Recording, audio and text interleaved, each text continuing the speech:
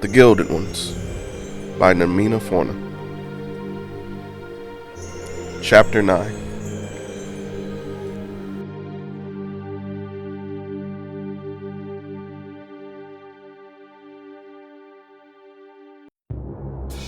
There's nothing in my stomach. Nothing but bile and dust. And that's the only thing that saves me from the wrath of the two Jatu overseeing my group when I retch violently outside the hall. My hands are still raw and stinging from the gilding, but I can already feel them healing. New skin forming under the thin sheen of gold, which strangely is just as supple as the skin underneath it.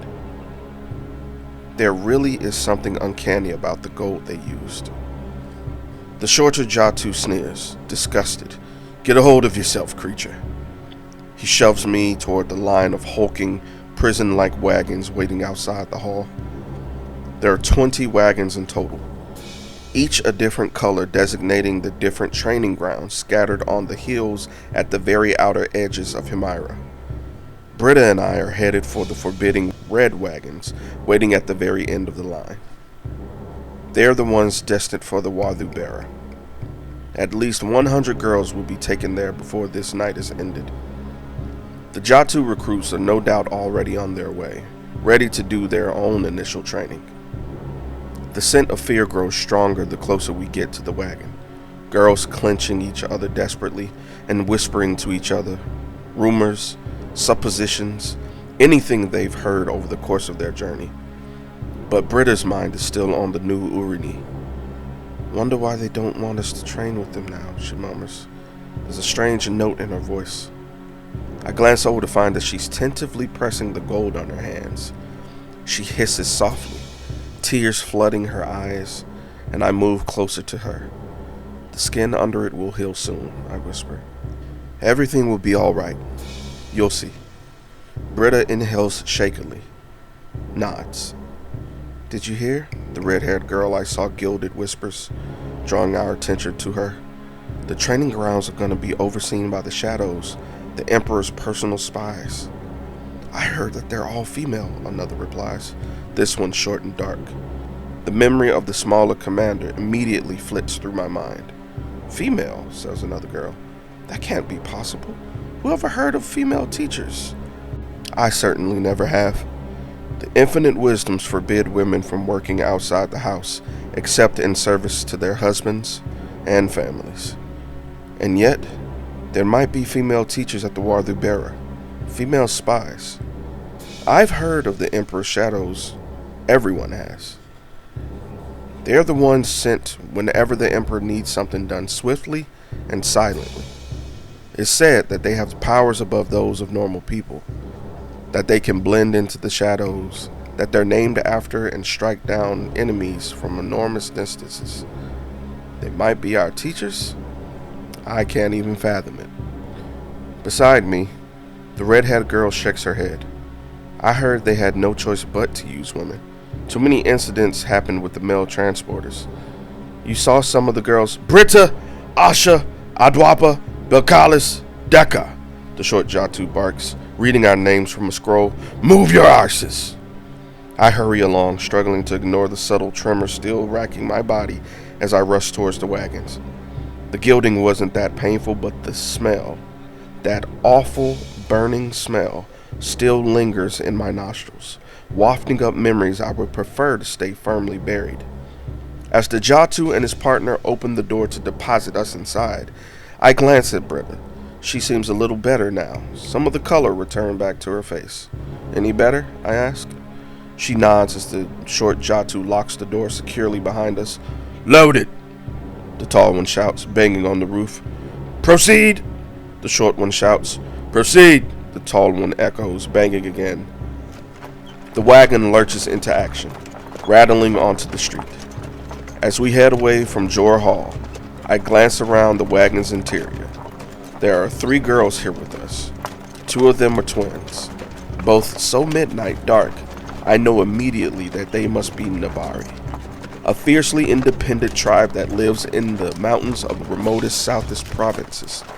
It must be a very unfortunate series of events that brought them here.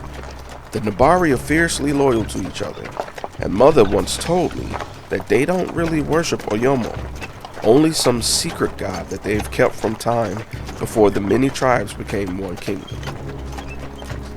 Even more alarming is our last passenger, the proud girl. She huddles as far away from the rest of us as she possibly can, black hair wild around her face as she fixes that determined gaze upon the grated door separating us from the outside world. Perhaps she's already regretting her decision to stay. There's no escape, I want to tell her. Even if the metal grating wasn't barring the door, there would be also the Jatu to deal with. There's a contingent of them assigned to each caravan of wagons, and all of them are the ones specially trained to deal with Alaki. I wouldn't even be surprised if there were some recruits among their number, riding along to accompany their new sisters. I have to swallow back the bitterness that rises at that thought. The wagon rattles on, its wheels loud against the cobblestones. Despite this, the silence is deafening, as is the tension that swirls around us. As smothering as smoke, Britta squirms beside me. She's one of those people that hate awkward silences, or any silence for that matter. Well, here we are, she says, summoning her most cheerful smile. When everyone's eyes turn towards her, she shifts uncomfortably, but gamely soldiers on. Anyone have any idea what's waiting for us when we get there? Other than recruits, that is. She laughs nervously at the painful attempt at a joke. You think this is a game? The proud girl snaps, aquiline features whipping hawk-like towards Britta. Do you think we're off to court to learn how to be proper maidens and do needlework? The girl leans closer, a sneer on her face. We're monsters, and they're going to treat us like monsters.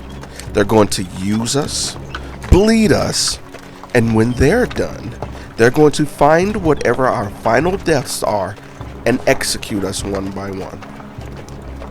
She leans back against her seat, scoffing. Urani. Can you believe the lies? More like spies, here to ensure that we don't step 1 foot out of line or run off during the raids. She turns her hardened eyes towards Britta. The sooner you understand that, the better off you are.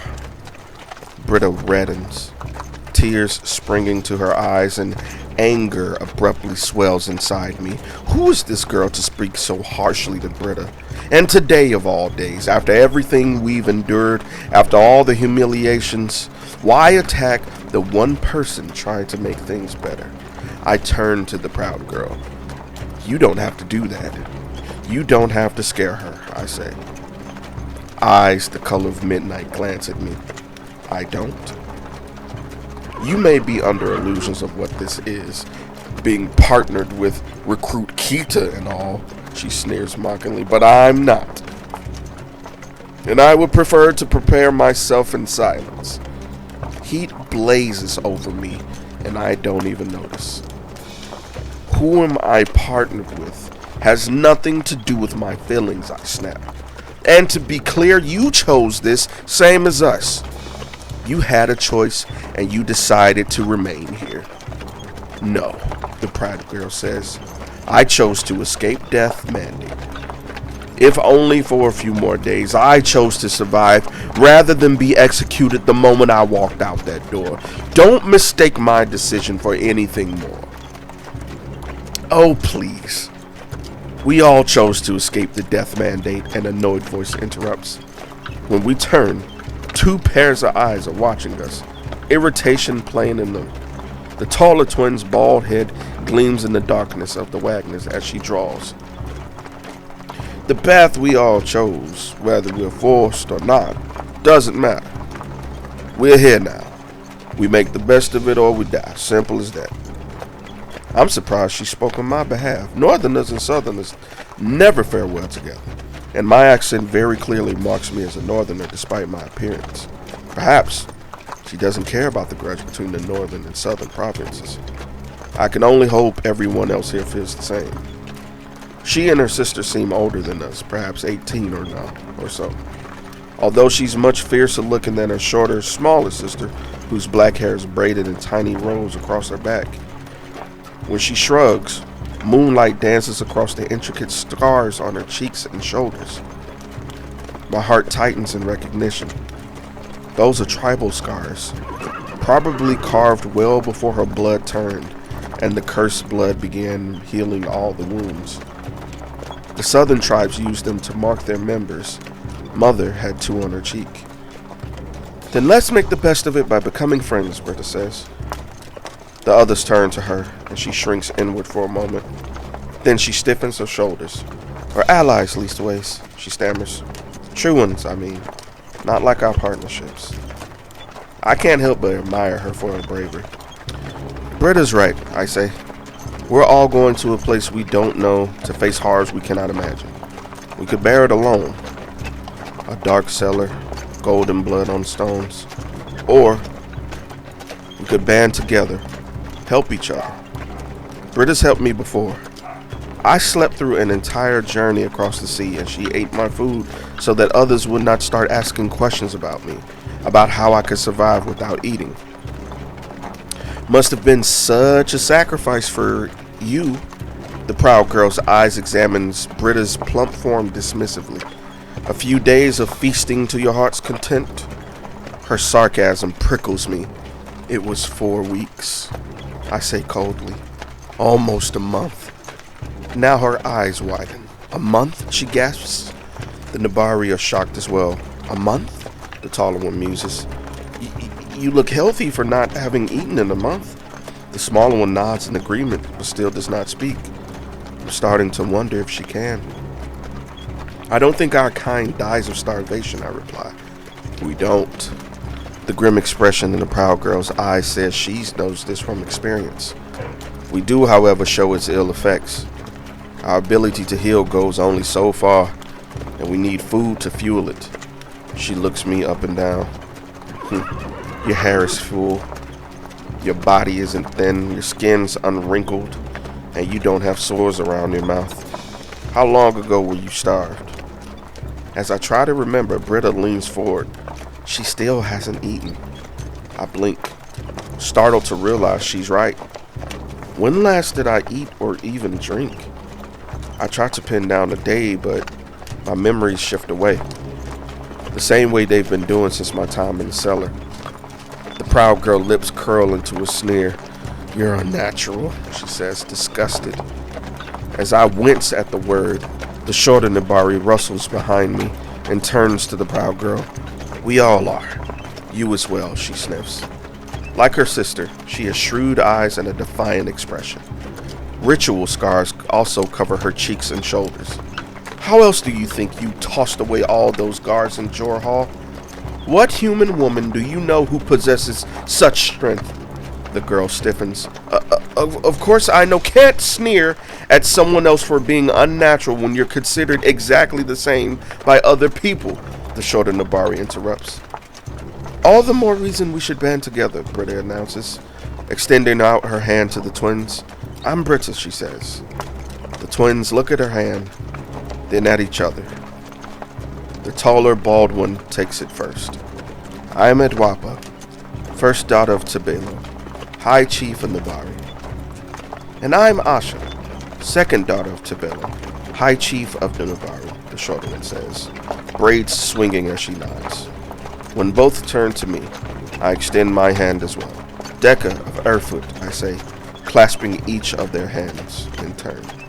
Well met, they intone together. We all turn to the proud girl. At first, she just looks at us, disgusted. Finally, she sighs and rolls her eyes. Very well. I'm Bakalis of Hawapa, she says, naming a far western city near the border of the unknown lands. Well met, we all say.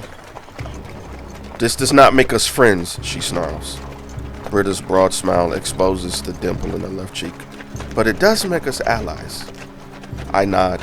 Let us watch each other's back and aid each other as much as possible. This stipulation seems to call Bakalis as much as possible, she says. then adds, "But understand this. I will flee this hellhole as soon as possible." Britta's brows gather. "Don't ye want to be pure then? Blessed are the meek and subservient, and humble and true daughters of man, for they are unsullied in the face of the infinite Father. That's what the infinite wisdom say." Belcalis rolls her eyes. "You actually believe those lies? Purity is an illusion. So is absolution and anything you read in those cursed books. You think you fools will understand that by now." My jaw nearly drops. I've never heard anyone talk about the infinite wisdoms that way before, much less about purity. I quickly glance upward, sending a quick prayer for forgiveness from the infinite Father. "Please, please, please, please don't punish us for this, I beg." I turn to the others. "Perhaps then we should pray," I suggest. "If you're so moved," Edwapa says with a shrug. It's clear that she has no intention of doing so. Neither does her sister, or Belcalis. Is there something about the southern provinces that make people defy the infinite Father so? I don't want any part of it. I don't want any part of anything that could lead back to that cellar, back to all that blood, that pain. I'm relieved when Britta squeezes closer. "I'll pray with ye, Deka," she says, reaching out her hand. "Thank you," I whisper as I take it. We silently pray together as we begin making our way towards the edges of the capital. Our destination, as it turns out, is a series of isolated hills at the very outskirts of the city, just next to the wall. Night is falling, so an oppressive gloom engulfs the caravan of Alaki wagons, threading through the hill. Despite the darkness, I see everything perfectly. The large red building at the top of the highest hill, its windows as small as pinpricks, its walls slick and red. There's an imposing, almost ominous feeling about it. But that's the way it's designed. Those walls, those tiny windows, they're as much to keep the inhabitants inside as they are to keep others out. This must be the Warthu Bera, our new training ground. My mouth slackens at the sheer size of it. Those rolling hills, the lake in the middle. The Warthu Bera is large enough to house a village. In fact, it's very much like a village. All of those smaller buildings surrounding the big one at the very top. The only difference is everything here is built for war. If I squint, I can see what looks like a sand pit in the distance and sharpened spikes jutting from the depths of the surrounding moat. I don't have to ask to know that they're for any Alaki who thinks of escaping using that route. Lookout towers thrust from the walls, all of them swarming with armored Jatu, our new captors. Kita and the others may claim that they're soldiers with choices, but I know better. Even regular soldiers are punished for desertion, and we're as far from regular as can be. It's an unpleasant thought, so I try to push it away as far as the gate opens when we cross the bridge to begin our ascent. Finally, we reach the courtyard of the largest building, where orange-robed middle-aged women are lined up beside a statue of Emperor Gizo. Shock jolts me when I realize they're all unmasked, their heads uncovered. Even more worrying, they have what look like short wooden walking sticks sheathed at their sides. I turn my eyes away, overwhelmed by the sight. Are these the women who are going to train us? My tension builds, blood prickling under my skin, and the wagon rolls to the stop. "Dismount!" The cry echoes from Jatu to Jatu. "Release the Alaki!" When the key click and the wagons lock, Britta and I look out at each other one last time. "Be strong," she whispers to me. Her face pale in the darkness. "You too," I whisper back. It's still warm outside when we exit the carriage, joining the mass of girls gathered in the courtyard. Temperatures don't plunge here the way they do in the north, it seems. The air is moist and tinged with a sharp metallic odor. I don't have to inhale deeply to know that it's blood. Cursed gold. After my months in the cellar, I can recognize that scent with barely a whiff. My tension rises with a robust matron of a formidable chest separates herself from the group. She almost resembles a bull, all jutting brows and beady little eyes. I look down, unnerved by the sight of her unmasked face, and that's when I notice the small sun-like tattoo on the back of her hand. Its bright red color immediately distinguishable. A gasp wrenches itself from my throat. The red sun, the emblem of the temple maidens, those unmarried women unfortunate enough to be bound into service to the temples and other places of worship. Now I know why all these women are revealed, their faces unmasked even in the presence of the Jatu. They aren't our teachers, they're the women serving them. "Follow me, neophytes," the matron barks, walking into the building. I've never heard the word neophytes before, but I know she must be talking to us. I fall in the line behind the other girls from the wagon. Following her through the massive archway, there's an eclipsed sun symbol on the largest stone above the entrance. Although it's beaten and weathered, a frown furrows my brow. Something about the weathering has changed the symbol, made it seem more familiar, like I've seen it somewhere other than the Warthu Bera seal before. But where? "Hurry it along," the matron bellows, rushing us down the steps into the bowels of the building, to an underground bathing chamber consisting of several tiled baths. Assistants in yellow robes stand beside each bath, thin towels and sharpened razors at their sides. My heartbeat doubles at the sight of them. "Disrobe," the bull-like woman barks. As we all turn, startled by the command, she fingers the hilt strapped to her side. We take off our clothes, all of us doing so swiftly to ensure that we aren't seen. My cheeks heat. My eyes dart to the floor, the ceiling, anywhere but to the other girl's body. Even then I catch glimpses. Bodies of all sizes and shapes, some covered in hair, others smooth except for the hair on their heads. A few like Nabari with tribal scars or tattoos from the time before their blood changed into gold. I'm stunned by how different the other girls' bodies are. Mother and I never welcome in the women's baths and Earthfood, so she's the only woman I've ever seen fully naked before. Her body dark and shapely like mine. Soon, only one girl remained clothed. Belcalis. She wraps her arms around her body, a defiant gesture despite the uncertainty, the shame now flickering in her eyes. The matron walks over to her and lifts her chin with the butt of her whip. "I heard it said there was a troublemaker among you," she says in a heavily accented voice, R's and L's rolling like waves across her tongue. "It must be you. Tell me, Alaki, why do you refuse to heed my order?" "I don't wish to disrobe," Belcalis grips out. "A modest one, are you?" the matron sneers. "If it pleases you." "It pleases for me for you to disrobe." I hear the stick before I see it, a low swooping sound through the air just as the weighted hilt cracks into Belcalis' back. She lets out a hollow, gasping sound as she falls to the ground, golden blood spurting down her back. Air catches in my throat. That walking stick isn't a stick. It's a rangu, a club soldiers throw at opponents. I've seen one in action before, witnessed father practicing with it and many other weapons he kept from his time in the army. His, however, didn't have the barbs on the weighted end for ripping into flesh and bone the way the matrons does. So this is how they will keep us in line. The matron walks over, puts her foot on Belcalis' back, presses her deeper onto the floor. Belcalis grunts in pain, but the matron doesn't move her foot. She just smirks down at her, a chilling look in her eyes. "Insolent beast," she sneers, ripping the rangu out. I clap my hands over my mouth, stomach lurching as more golden blood spurts into the air.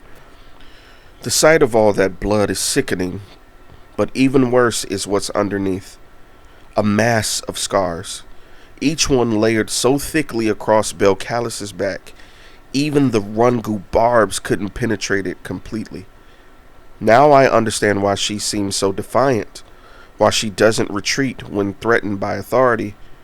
She's used to being beaten, bled, even starved. Her exposed ribs, gaunt spine, and flat removed expression all tell a story, one of unspeakable horror. Is that the way I looked in the cellar? The detachment? That resignation? The matron grows impatient. She strokes the Rungu again. You will not listen, Alaki? She sneers. You will not follow the path? Then I suppose I will have to beat you across it. She raises the stick again, and Belcalis flinches. It's a broken, ugly movement. No! I gasp before I can stop myself. Please don't hurt her. The matron turned towards me, a chilling expression of amusement on her face. What's this? The troublemaker has a friend? Abandoning Belcalis, she walks over to me. Now I see her face close up, jaw squat and severe, nose blade thin. Her brows furrow, those tiny eyes gleaming under them. You have a familiar look about you, she murmurs. Have we met before? I shake my head. Part your lips and speak up, Alaki. Terror dries my throat, but I somehow find the strength to swallow. No, we've never met, I rasp. She humps. Very well then, she says. Now, you had something to say about your friend. What was it again? My eyes flicker to the golden blood snaking across the stones. I remember that blood. Remember how it pooled around me in the cellar. Don't hurt her. Please, I whisper. I swallow to push back the darkness as the matron walks closer, strokes my neck with the weighted end of her Rungu. Her tiny eyes watch me wince from the barbs. I didn't mean to offend, I croak. Only to say that Belcalis is very devout. She's not used to being bared near others. Devout? The matron guffles at my line. As if a Yama would give his attention to any of you infernal beasts. As I wince at this insult, she turns to Belcalis, a thin smirk slicing her lips. And you? Your name is Belcalis. That's good to know. Across the room, Belcalis shoots me a baleful glare, and alarms ripples over me. I didn't mean it, I try to explain with my eyes. The matron approaches her again, but this time, one of the assistants steps in front of her and respectfully bows her head. Matron Nasra, the hour approaches. Karmakos await you. Matron Nasra huffs. Very well. Ensure that the girls are all clean, especially her, she points at Belcalis, and give them all the closest of shaves. There will be no lice in the Warthu Bera, she barks as she walks out. Once she leaves, the assistant who spoke turns to the girls. Wash yourselves. Hurry now. Time grows short. She directs another assistant to Belcalis. Take her to a private chamber. I'll not have cursed gold in the water. The assistant bows, escorting Belcalis out. Yes, ma'am, she says. When they pass me, Belcalis catches my eye. Next time you have the urge to aid me, don't, she hisses. Then she's gone, and the rest of the girls, including me, into the water. One of the assistants approaches with a blade and scrapes it over my head. I try not to see the curly strands of black hair falling into the water. Try not to give in to the tears pricking at my face. I don't even know what to think anymore. Exhaustion, emotion, the gilding, they all overwhelm me now, making me teary-eyed with confusion. But I will survive it all. I remind myself sternly, I will survive this and whatever else happens next. Oyomo help me endure it. And that's chapter 9, man. I want to give a special shout out to one of the listeners out there. You know who you are. You reached out to me and you requested that I get back to reading for you for your high school class. And I just want to let you know that I really appreciate you for reaching out. A lot of times with this type of work, it is extremely hard to get feedback in a world where attention spans are small. So I just want you to know, sir, that I really appreciate you. Thank you.